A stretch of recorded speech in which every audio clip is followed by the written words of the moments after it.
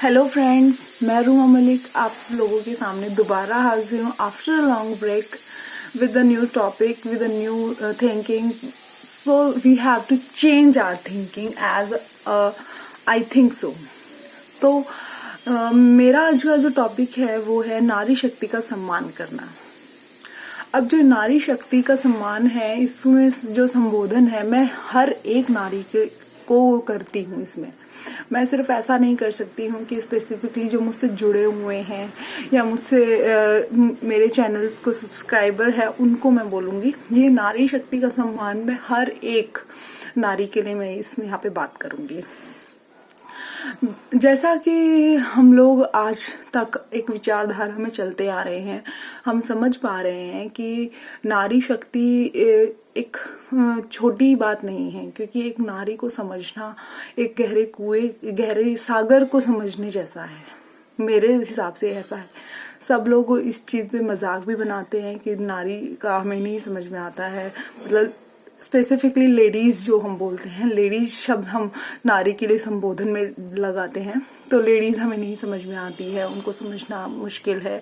उनकी मतलब उनको समझने के लिए किताबों का ढेर लगा रखा होता है, क्योंकि बिल्कुल सही ढेर लगा रखा होता है. क्योंकि नारी को समझना इतना आसान नहीं है कि मतलब आप लोग सोचे कि भाई मैं इसको समझ जाऊं. क्योंकि हमारे जितना सेक्रीफाइस, हमारे जितना सेक्रीफाइसिंग पावर, हमारे जितनी टॉलरेटिंग पावर वो पुरुषों में नहीं है, बिल्कुल भी नहीं है. उसका 1% भी किसी पुरुष में होना तो बहुत बड़ी बात है. और होता है, ऐसा नहीं है कि हर एक सारे पत्ते एक जैसे होंगे तो पूरा पेड़ कैसे अलग अलग खिलाएगा. तो पेड़ों पे पत्ते भी अलग अलग होते हैं. तो मेरे मायने में ये बिल्कुल सही बात है कि नारी शक्ति को समझना आसान नहीं है, खेल नहीं है. ये किसी के लिए एक गेम नहीं है कि मैं एक लेडीज को समझ सकता हूँ. उनको समझने के लिए उनके सैक्रिफाइसेस को जानना बहुत जरूरी है. उनके सहन शक्ति को जानना बहुत जरूरी है. वो कितना सेक्रीफाइस करके चलती है अपनी लाइफ में हर एक चीज को लेके. जब एक लड़की का जन्म होता है तो वो उम्मीदें वहीं से शुरू हो जाती है, एक्सपेक्टेशन स्टार्ट हो जाती है कि एक लड़की का जन्म हुआ है, अरे चलो अच्छा है, ये तुम्हारी सेवा करेगी, ये माँ के लिए सहारा बनेगी, माँ का सहारा बनेगी. इस तरीके का संबोधन शुरू होता है. ये तेरे काम में हाथ बटाएगी. तो एक्सपेक्टेशन स्टार्ट हो गई. तुम लड़कियों का जन्म हुआ, एक्सपेक्टेशन स्टार्ट हो गई. और ये एक्सपेक्टेशन हर पीढ़ी पे चलती है. मतलब ऐसा नहीं है कि सिर्फ बचपन में ही उससे उम्मीदें की गई. जब वो जवान हो जाती है तब उससे एक्सपेक्ट किया जाता है कि वो पूरे घर कुनबे का ध्यान रखेगी, मतलब अपने जो घर वाले हैं उनका ध्यान रखेगी. और उसके ऊपर एक टैग लगा दिया जाता है कि ये हमारे घर की इज्जत है, ये तुम्हें बरकरार रखनी है. मतलब सिर्फ ये टैग सिर्फ नारी के लिए. ये हमारे समाज का कठोर सत्य है जो मतलब हमें इस चीज को सोचने पे बार बार मजबूर करता है कि गलतियां करते हैं पुरुष, उम्मीदें रखी जाती है नारी से. ये जो कंपैरिजन है मुझे बिल्कुल अच्छा नहीं लगता, नहीं करना चाहिए.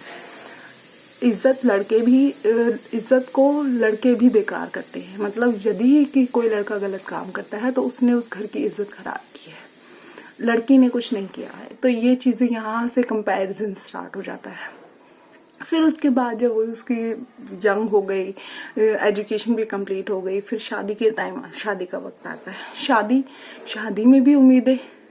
अब लड़की आई है शादी करके, अब ये हमारे घर का काम भी करेगी, बाहर भी संभालेगी, नौकरी भी करेगी और घर का काम भी करेगी. आजकल की ये सोच है और ये सोच बहुत आगे तक जाने वाली है. मुझे लगता है 50 साल तक यही सोच चलने वाली है. मतलब काम साथ में है भाई. तुम्हें हमने बाहर जाने की आजादी दी है, बिल्कुल दी है, बट घर का सारा काम तुम्हारा ही है, तुम्हें ही मैनेज करना है. ये उम्मीदें घर वालों की हमेशा से चलती रहती है. और नारी शक्ति सेक्रीफाइस करने शुरू हो जाता है, वहाँ पे भी उसका सेक्रीफाइसिंग स्टार्ट हो जाता है। उसने वहाँ ऐसा नहीं है कि उसने बचपन में सेक्रीफाइस नहीं किया है, भाई को काम नहीं बोला गया, लड़की ने किया है, लड़कियां ही काम करती आ रही हैं। ये जो सेक्रीफाइसेस हैं ये चलते आ रहे हैं। यंग एज में भी उसने सेक्रीफाइस किया है, खुद को तरीके से चलाया है, सिर्फ इसलिए कि समाज कुछ ना कहे। बेशक उसके तरीके ठीक भी हो, फिर भी उसके साथ कुछ गलत हो जाता है। बहुत केसेस आते हैं, आप सब जानते हैं, ये वाकिफ है इस सच्चाई से।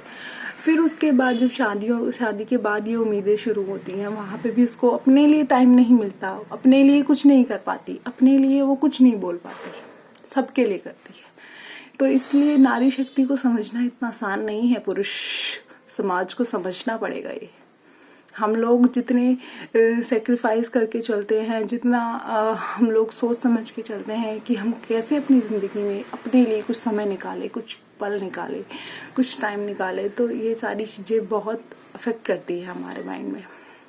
फिर उसके बाद जब हमारे बच्चे छोटे होते हैं तब भी हम सेक्रीफाइस करते हैं, और बड़े होने लग जाते हैं तब भी हम सेक्रीफाइस ही करते रहते हैं, क्योंकि हमें क्या होता है, पूरे समाज को हम ही से ही उम्मीद होती है कि जब इसने बच्चे, हम लोगों से ये उम्मीद की जाती है कि बच्चे पैदा किए हैं तो बड़े भी करेंगे, बड़े करने के बाद उनके जो ज़रूरतें हैं उनका ध्यान भी सिर्फ हम रखेंगे, उनकी पढ़ाई लिखाई, उनका खाना पीना, उनका नहाना धुलाना, सब कुछ हमारे ऊपर जिम्मेदारी एक तरीके से आती है। ठीक है, वहाँ पे भी हम लोग हंसी खुशी बिल्कुल अपने निस्वार्थ भाव से, निस्वार्थ मन से उनकी सेवा करते हैं, एक तरीके से हम करते हैं, और सभी लेडीज करती हैं। इसमें कोई हमें बुरा भी नहीं लगता, क्योंकि हम इतना अपनापन महसूस करते हैं अपनों से जुड़कर कि उनका कोई मुकाबला ही नहीं उस भावना का। तो फिर उसके बाद जब हमारी 50 या 60 साल की उम्र हो जाती है, उसके बाद भी हमसे एक्सपेक्टेशंस नहीं बंद होती।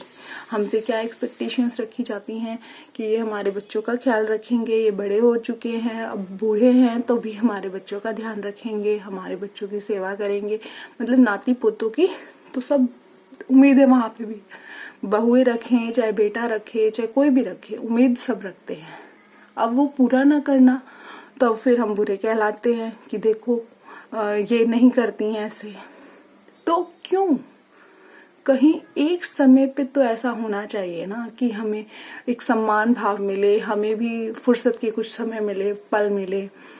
क्या बुढ़ापे में हमें जब फ्री कर देते हो आप लोग कि अब तुम्हारे पास कोई काम नहीं है, जब हमारे पैर काम के नहीं है, हमारा शरीर काम का ज्यादा नहीं रहता है, 60-70 साल की उम्र कम नहीं होती है, उसमें हमारे हाथ पांव इतने असरदार नहीं होते जितने हमारी जवानी में होते हैं कि अब तुम लोग फ्री हो, अब तुम कुछ भी कर लो। वो नहीं है, वो जो तुम इस तरीके का सम्मान दे रहे हो तो वो देने की जरूरत नहीं है, क्योंकि उस समय पे हम ना अपने शरीर के सहारे आगे कुछ कर सकते हैं, ना ही हमारी इतनी अंतर मन की भी इतनी क्षमता नहीं होती कि हम लोग कुछ ऐसा कर सके, कुछ डायनेमिक कर पाएंगे उस टाइम पे। तो मैं सब लोगों से यही कहूंगी कि सम्मान भाव में नारी को जो देना है तो आप उनको समय दीजिए। वो समय उनका अपना होना चाहिए, उनके लिए ही होना चाहिए। वो जो करना चाहती है उस समय में, चाहे वो उनके लिए वो एक्सरसाइज करना चाहती है तो एक्सरसाइज करने दे, वो डांस करना चाहती है तो डांस करने दे। किसी किसी को पेंटिंग का शौक होता है, किसी को गाने गाने का शौक होता है, किसी को बहुत सी चीजों का शौक होता है। तो उनको शौक जो उनका जो खुद का जो एक सेल्फ कंसर्न है, सेल्फ लव है, उसको मारिए मत, उसको क्रिएट कीजिए। बल्कि मैं तो ये कहूंगी आप सम्मान भाव में उनसे पूछिए कि तुम्हें क्या करना अच्छा लगता है, तुम्हें क्या चाहिए, तुम्हें क्या पसंद है, तो उस तरीके से उनको सम्मानित कीजिए। मैं सभी से ये रिक्वेस्ट करूंगी कि आप लोगों को मेरे विचार कैसे लगे कमेंट बॉक्स में जरूर बताइएगा। Thank you. और जो मेरी वीडियो पसंद आई हो तो लाइक, सब्सक्राइब एंड शेयर जरूर कीजिएगा। Thank you so much.